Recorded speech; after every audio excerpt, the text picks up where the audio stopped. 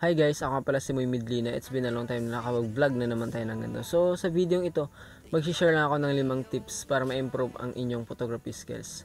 Unang tip, get inspired or magkaroon tayo ng inspirasyon. So ang tinutukoy kong inspirasyon dito hindi po yung girlfriend or loved ones natin. Ang tinutukoy kong inspirasyon dito ay yung mga taong may kinalaman sa photography. Sa akin kasi ang mga inspirasyon ko sa larangan ng photography, sina Miko Teo Tango, GP Abrahan, Irene Rudnick, Brandon Wolfield at iba pa. Tip number 2, know your camera inside and out. So, kailangan natin kabisaduhin, aralin ang ating camera, yung mga functions at mga buttons nga. So, dito papasok yung tip number 3, practice everyday. So, ayan, para makabisado natin yung camera natin, kailangan natin mag-practice araw-araw. Gawa natin ang assignment yung sarili natin. So, take tayo ng picture araw-araw para ma-enhance yung photography skills natin. At syempre mas nakakabisado natin yung camera natin, no? Sa pamamagitan ng pagpapractice. Practice araw-araw. Sabi nga ng mga malulupit dyan is practice is everything. Tip number 4, use a tripod.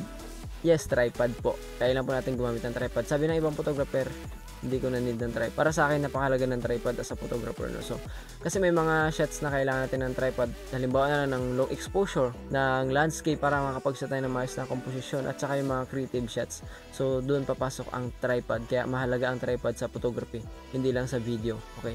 Tip number 5, last one but not the least, okay? Ang number 5 is lighting. So, dapat maayos yung pagkaka-lightings ng mga subject natin. Mapa-tao man yan, mapa-products, mapa-flower, or etc. Kung ano man yan, kailangan natin ng proper lightings.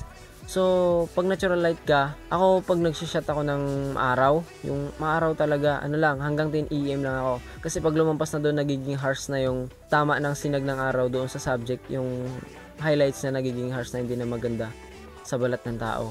Or ang ginagawa ko, pumupunta ako sa malilim na part, doon ko siya pipicturan. So ayan, hanggang dito lang ang video nito. Sana may natutunan kayo. Pag bago ka pa sa channel ko, wag mong kakalimutan mag-subscribe. I-click mo na rin yung notification bell para updated ka sa susunod na video. Once again, I'm Kuya Moy. I'm signing off.